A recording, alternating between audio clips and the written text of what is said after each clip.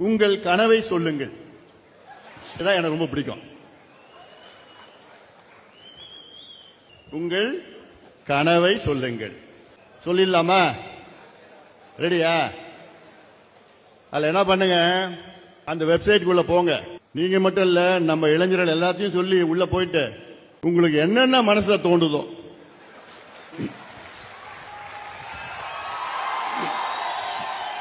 பதிவு பண்ணிடுங்க. கெட்ட வார்த்தையை தவிர எல்லார் இளைஞர்களையும் சொல்லுங்க. நம்ம கட்சி பக்கத்துல வீடு, அந்த வீடு, எல்லாரும் வீடு சொல்லுங்க. இளைஞர்கள்ட்ட சொல்லுங்க.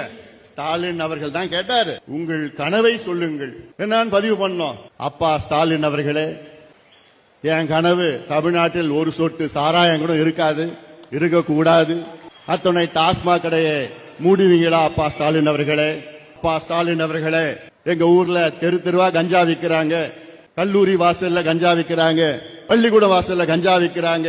இந்த தலைமுறையை நாசப்படுத்திட்டீங்களே ஸ்டாலின் அவர்களே, எப்படியாவது இந்த கஞ்சாவை தடுக்க முடியுமா அப்பா ஸ்டாலின் அவர்களே? அதுதான் என்னுடைய கனவு ஸ்டாலின் அவர்களே. அப்பா ஸ்டாலின் அவர்களே, இந்த சாதிவாரி கணக்கெடுப்பு நடத்தாத காரணத்தால் தான் எங்களுக்கு எல்லாம் வேலை கிடைக்கல. எல்லா சமுதாயம் பின்தங்கி போயிடுச்சு.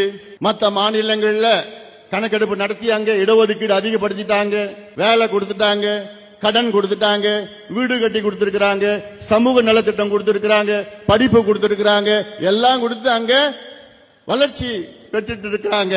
ஆனா நீங்க தமிழ்நாட்டில் வேணுமே சாதிவாரி கணக்கெடுப்பு நடத்தாத காரணத்தால் தான் நாங்கெல்லாம் படிப்பு இல்ல, வேலை இல்ல, இன்னைக்கு ஏழ்மையில வாழ்ந்து கொண்டிருக்கின்றோம். அப்பா ஸ்டாலின் அவர்களே, அப்பா ஸ்டாலின் அவர்களே, குறிப்பாக பெண்கள் பெண்கள் எழுதுங்க. அப்பா ஸ்டாலின் அவர்களே, எங்களால வீட்டு விட்டு வெளியில போக முடியல, தெருவில் நடக்க முடியல, ராத்திரில இல்ல பகல்லே நடக்க முடியல. அப்பா ஸ்டாலின் அவர்களே, நடந்தா எவனா ஒரு கையை பிடிச்சி இழுக்கிறான், எவனா விசில் அடிக்கிறான், எவனா கேலி பண்றான்.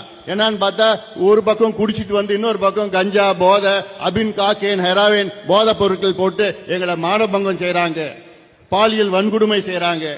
எங்களுக்கு பாதுகாப்பு இல்ல அப்பா ஸ்டாலின் அவர்களே. எப்படியாவது இந்த கஞ்சாலாம் ஒழிக்க முடியுமா அப்பா ஸ்டாலின் அவர்களே?